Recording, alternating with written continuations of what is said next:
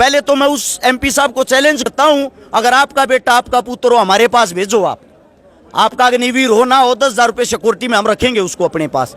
वो है लाश एक ताबूत में बंद हो गए, एक गरीब परिवार के घर पे आती है, एक गांव में आती है, सबसे पहले फूलों की माला लेके वही नेता वहां भाषण गोता है, भाषणों के ढकोसले देता है।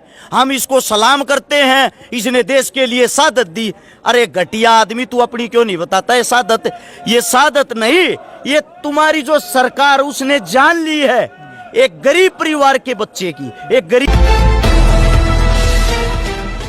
नमस्कार, मैं हूं अजय भारद्वाज और आप इसमें ग्राउंड मीडिया देख रहे हो। और आप सभी को पता है कि युवा आंदोलन यानी कि जवानों का एक आंदोलन की शुरुआत हो चुकी है। उसी को लेकर के एक बार फिर हमारी टीम है सांपला में मौजूद। और कल 102 पंचायतों ने एक बड़ा फैसला लिया था, वो भी हम आपके सामने लेकर के आए थे। फिलहाल अग्निपथ योजना को लेकर के जो देश का युवा आग बबूला है उसी को लेकर के रसिकार एक बार फिर हमारे साथ मौजूद है। सबसे पहले तो राम राम भाई साहब। आपको भी राम राम। जितने दर्शक आपके चैनल के माध्यम से देख पा रहे सभी साथियों को रसिकारा की तरफ से राम राम। बिल्कुल अर्ज भाई, एक फैसला लिया गया यहाँ पर आज, फिर अंतिम फैसला, क्या कहना चाहिए फैसले को लेकर के? देखिए, इस चीज को अंतिम फैसला नहीं कह सकते जी, क्योंकि अंतिम फैसला इसलिए नहीं है, जैसे जैसे आंदोलन आगे बढ़ता रहता है फैसले बदलते जाएंगे, आंदोलन में बदलाव आता जाएगा, तो ये अंतिम फैसला नहीं है। तो भाई साहब, क्या लगता है इस योजना को लेकर के, मतलब ये पंचायतें रखी जा रही है, तो मतलब एक ठोस फैसला तो लेना चाहिए ना? देखो, पहले हम बात करते हैं हम किस चीज के लिए इकट्ठे हो रहे हैं जी। अग्निपथ के लिए, अग्निवीरों के लिए। एक्चुअली लड़ाई क्या है, पहले तो आप लोगों को ये समझाता हूँ। फौज के लिए बच्चे जी जान देने को क्यों तैयार हैं? एक फौज की ये नौकरी सब क्यों करना चाहे हैं? आप सभी साथियों को बता दूं भाई, जितने साथी मेरी आवाज को सुन पा रहे हैं, एक 1941 में जिस वक्त हम गुलाम थे, एक आदमी का जन्म हुआ था, एक बच्चे का जन्म हुआ था जिसका नाम था जसवंत सिंह रावत जी। और 1962 में जब भारत और चीन की जो लड़ाई हुई, उस लड़ाई के दौरान वो जसवंत सिंह रावत मृत्यु को प्राप्त हो गया था। सबसे बड़ी चीज है, अगर मैं डिटेल में जाऊंगा तो लंबी बात हो जाएगी, लेकिन आपको छोटी बात बताता हूं। जसवंत सिंह रावत पूरा 3 दिन 72 घंटे तक एक आदमी 300 आदमियों को मार दिए थे उसने, अकेले ने 300 चीनी मार दिए थे। उसके बाद चीनी आदमी उसकी गर्दन उतार के अपने साथ लेके गए कि हम अपने देश में ये दिखाएंगे, इतना बहादुर आदमी। जब उसको लेके गए, हमारा समझौता हुआ, समझौता होने के बाद उसने वो उसकी गर्दन वापस लौटाई। वापस लौटाने के बाद आज भी ये कहा जाता है, आज भी उसका वहां मंदिर बना हुआ है, आज भी उसके कपड़े डेली प्रेस होते हैं, आज भी वो आदमी ड्यूटी करता है हमारे देश के लिए, यानी कि उसको शहीद का दर्जा नहीं दिया गया है। उसके कपड़े आज भी प्रेस होते हैं, उसका आज भी ड्यूटी टाइम है। अब 2016 में शायद उसको रिटायर कर दिया सेना से, उसकी पोस्टें भी बदली, यानी कि जिस आदमी की गर्दन चली गई, जो आदमी हमारी आंखों के सामने मृत्यु को प्राप्त हो गया, उसको शहीद का दर्जा भी नहीं दिया गया। क्यों नहीं दिया गया? क्योंकि उसको मरा हुआ मानते ही नहीं, उसको मृत ही नहीं मानते। ये होता देश के लिए जनून, यानी कि अकेला आदमी 72 घंटे तक 300 आदमियों से लड़ता है। ऐसे ऐसे जनूनी आदमी जो देश सेवा करना चाहते थे, उन आदमियों को, उस फौज को खोखला कर दिया है। खोखला कैसे कर दिया है?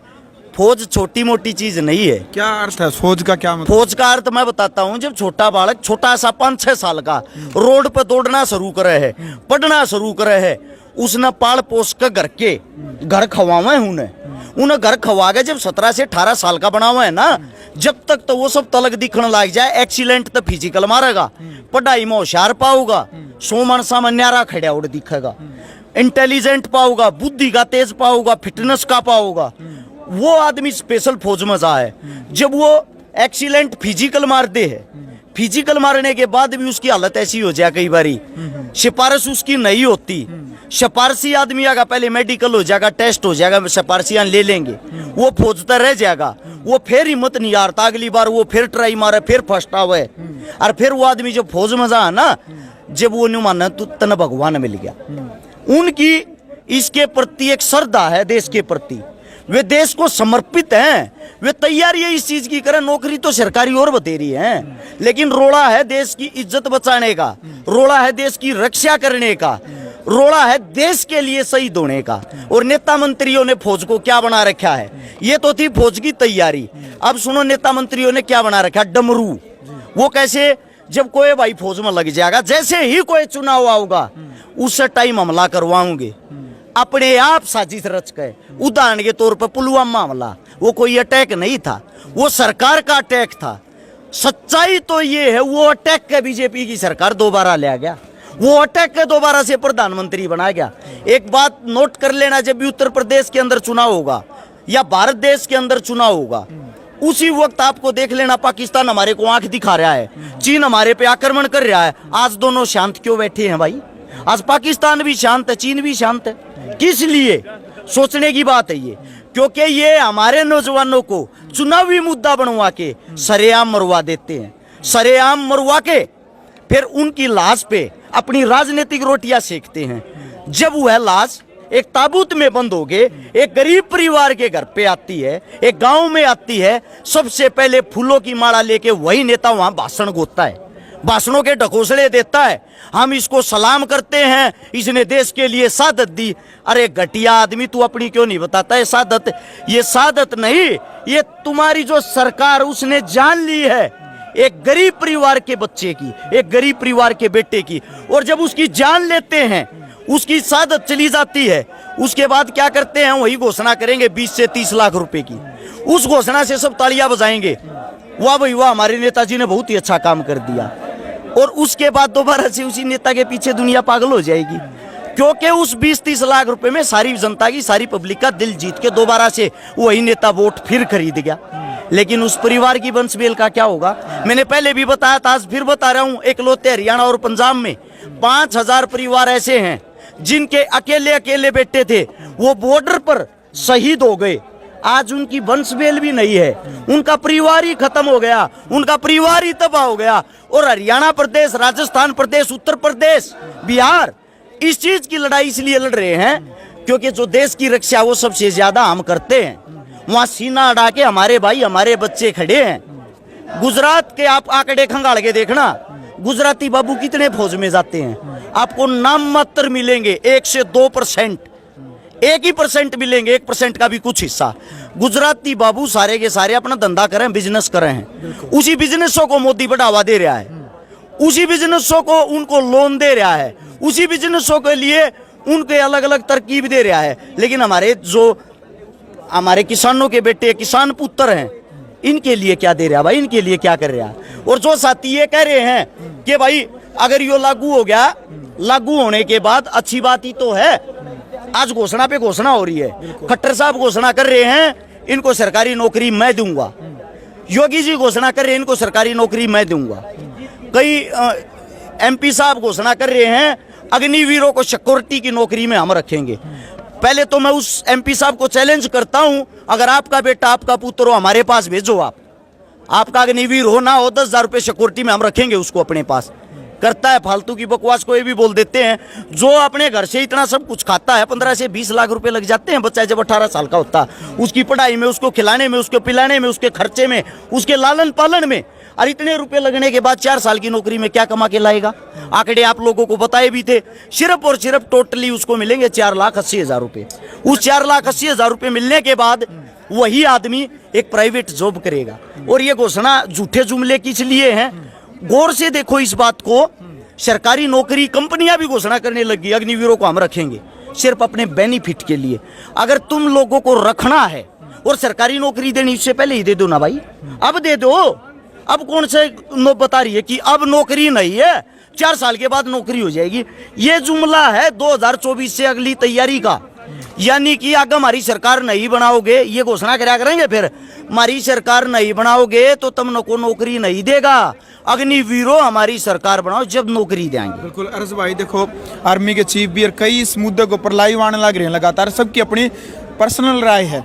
अच्छा, एक व्यक्ति का कमेंट आता है, बदलाव जरूरी है, मतलब परिवर्तन तो होएगा भाई, जनसंख्या इतनी बढ़ने लग रही है, हर 4 साल में रिटायरमेंट आ करेगी, नए बच्चा नौकरी मिला करेगी, इतनी जनसंख्या पर नौकरी कैसे दे पाओगे सभी? देखो मेरा ये कहना है जी, जो बड़े बड़े जर्नल हैं, कर्नल हैं जी, जो इस फैसले का स्वागत कर रहे हैं, उनके आंकड़े खंगालना तकरीबन बीजेपी के पीठू हैं। क्योंकि जो सरकार का पीठू होगा बड़े ओहदे पे वही बैठेगा, सरकार चाहे कोई भी हो, कांग्रेस हो, बीजेपी हो, दूसरी बात ये है, उनका स्वागत है, हम उनका फैसला मानने को तैयार हैं। उनको काफी साल हो चुके हैं नौकरी करते हुए, युवाओं को मौका दे, अपने पद से इस्तीफा दें, इस्तीफा दे के यहाँ आंदोलन में आए, हमारे साथ मिलकर लोगों को समझाए कि भाई हमने इस्तीफा दे दिया इतनी बड़ी कुर्सी से, वो आप लोगों को समझाने के लिए दिया है। और जितने नेता हैं, मंत्री हैं, संतरी हैं, प्रधानमंत्री है, उसका भी स्वागत है। भाई आप अपने पद को छोड़ दो कि भाई हमारे को ज्यादा समय हो गया देश सेवा करते हुए, नए युवाओं को, नए चेहरों को मौका मिलना चाहिए। हम आप लोगों के लिए पद छोड़ रहे हैं, जब हम छोड़ सकते हैं तो आप 4 साल की नौकरी नहीं कर सकते। हम उनके फैसले का हार्दिक अभिनंदन करेंगे, हमारे साथ आए और अपना पद पहले खुद छोड़ के दिखाएं। बिल्कुल अरस भाई, TOD यानी कि टूर ऑफ ड्यूटी, एक टूर की तरह नौकरी रहेगी मात्र 4 साल की। और जो वहाँ पर युवा जो अग्निवीर बनेंगे, जो पढ़ाई करेंगे, तो पढ़ाई की जो डिग्री होगी वो भी मानी जाएगी, और मतलब 20 से 22 लाख रुपये होगी। तो मतलब जो गरीब घर के बेटे हैं, मतलब ग्रामीण क्षेत्र में इतनी उम्र में उन्हें नौकरी भी कौन मिलती है, इतने रुपये उनका हाथ लगेंगे। एक छोटी बात और सोचो आप, अगर सरकार पलटेगी, आज ये सरकार है, कल और कोई आएगी या परसों और कोई आएगी, और उस टाइम पे जैसे कि जो उड़ान है हरियाणा पुलिस में भर्ती करे थे, उन नई बीजेपी का डल लग रही है। और जो चौटाला ने हरियाणा पुलिस में अपने समय में भर्ती करे थे, उन उड़ान काट दिए थे। तो सोचने की बात है, ये अग्निवीर अगर ईब लादे है बीजेपी, आगा जाए सरकार और कोई, फिर वे इन गलात मार का काट देंगे, तो कड़े के रहेंगे भाई। सोचने का मुद्दा है ये सिर्फ अपना पार्टी प्रचार करने के लिए, अपने आप को ऊंचा दिखाने के लिए ये चीजों तो कर रहे हैं। लेकिन 1% सरकार बदलेगी, सरकार बदली होगी, तो उस टाइम पे इनकी जिम्मेदारी कौन लेगा? क्या किसी स्टैम्प पेपर पे लिख के दे सकते हैं कि इनको नहीं निकाला जाएगा? ऐसा है, हर एक चीज जुमलेबाजी है, लोगों का ध्यान अपनी तरफ आकर्षित करने लग रहे हैं। एक बारी कैसे न कैसे करके लोग भर्ती हो जाए, भर्ती होते 4 साल की नौकरी करेंगे, 4 साल की जो नौकरी करेगा उनके लात मार के अंबानी, अडानी, टाटा, बिरला, बड़ी बड़ी कंपनियां हैं, उनके साथ इनको जोड़ देंगे। वहां भी इनका वो कराया जाएगा सौदेबाजी ऐसे करी जाएगी, 15,000 रुपये ऊपर से उनकी तरफ से रुपए मिलेंगे, 2,000 सरकार बरतेगी, 13,000 इनको देगी।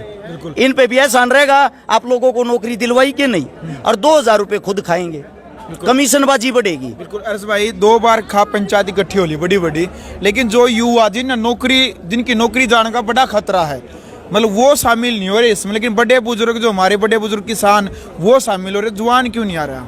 देखो, पहली बात तो ये, युवाओं के हाल फिलहाल एग्जाम चल रहे हैं जी, सबके पेपर चल रहे हैं इस टाइम पे, हाल में 5 दिन हो गए लगातार वे अपना पेपर देने में व्यस्त हैं। दूसरी बात ये है, युवाओं को खुद जानबूझ के नहीं बुला रहे, युवाओं को इसलिए नहीं बुला रहे, जो पंचायत होती है, पंचायत में हमेशा बड़े बुजुर्ग फैसला लेते हैं। युवाओं का जो संगठन होता है, उसके 1-2 चेयरमैन आदमियों को बुला लेते हैं, ताकि वो अपना पक्ष रख सके, अपनी बात रख सके। हमारा ये मानना है, युवा साथियों को केस ना लगे, क्योंकि एक रोजगार के लिए लड़ाई, अगर केस लग गया तो रोजगार कहां से मिलेगा?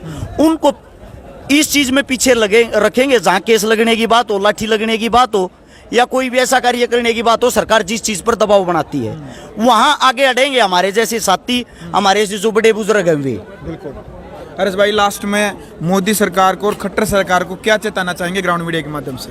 देखो, हम सरकार से एक ये विनती करते हैं, आप लोग बार बार ऐसा कानून लेके आ रहे हो, आम जनता को खंगाल के देख रहे हो। एक बात नोट रखे प्रधानमंत्री साहब, CM साहब, आज नहीं तो कल, कल नहीं तो परसों ये जनता जागरूक होगी, जनता जागेगी। जिस दिन जनता जागेगी ना, उस दिन हिसाब भी लेगी। आप लोगों को लुकने के लिए, छुपने के लिए जगह नहीं पाएगी। आप सोशल मीडिया पे अपना प्रचार करने के लिए, अपनी पार्टी का प्रचार करने के लिए इतने 1000 करोड़ रुपए बेकार करते हो, इतने 1000 करोड़ रुपए में तो युवाओं का भला हो जाएगा।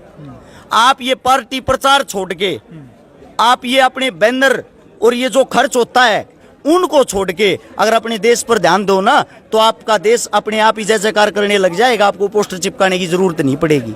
जो युवा हैं, इन पर आप जो बार बार ये उल्टे सुल्टे अनाप शनाप कानून लेके आते हो, कम से कम एक कोई अच्छी सी कमेटी बैठाया करो, कमेटी बना के अच्छे फैसले लिया करो। अब आप ये सोचोगे मैं इतनी बड़ी बात क्यों बोल रहा हूँ? मैं इसलिए बोल रहा हूँ, जिस दिन से ये तोड़ लेके आए हैं, 1 हफ्ते के अंदर आप लोगों ने 4 बदलाव कर लिए। अगर ये सही होता तो 4 बदलाव क्यों करते? बिल्कुल। और आने वाले समय में आप इसको 100% वापिस भी लोगे, फिर कह दोगे कि ये लोगों के समझ नहीं आया। ये सिर्फ ये चीजें आरएसएस को, बीजेपी को और आपके अंधभक्तों को ही समझ क्यों आती है और किसी को समझ आती नहीं पूरे देश को। तो कृपया करके इतनी अग्नि परीक्षा लेनी छोड़ दें, देश को एक देश की तरह संभालें, इसको पाकिस्तान ना बनाएं। अमीर अमीर होता जा रहा है, गरीब गरीब होता जा रहा है। बिल्कुल भाई, वीडियो आपने देख लिया। फिलहाल हमारे साथ सामाजिक कार्यकर्ता अरज शिकारा मौजूद थे। इनकी क्रिया की प्रतिक्रिया यानी कि इस मुद्दे को लेकर के, अग्निपथ योजना को लेकर के जो इनकी राय है वो अब आपने सुन ली है। आपने भी अपनी पर्सनल राय कमेंट बॉक्स में रखनी है। यदि आपको ये वीडियो अच्छी लगी तो वीडियो को ज़्यादा से ज़्यादा शेयर करें। ग्राउंड मीडिया के लिए अपने कैमरा सोगिंजार के साथ मैं जब भारद्वाज। राष्ट्र निर्माण की जानकारी के लिए ग्राउंड मीडिया चैनल को सब्सक्राइब करें और शेयर करें।